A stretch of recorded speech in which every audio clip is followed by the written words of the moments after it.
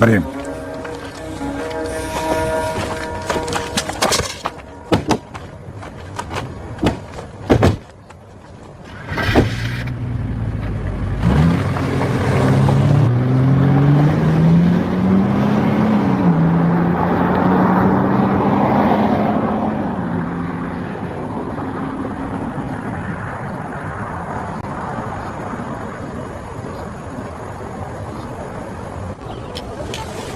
از این به بعد این مال توه.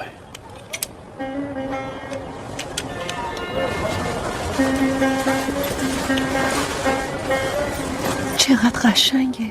این مال اجداد منه، خیلی با ارزشه. از زمان صلاح الدین ایوبی اجداد من این خنجر رو به زناشون دادن تا از حیثیت و شرافتشون در مواقع بروز خطر محافظت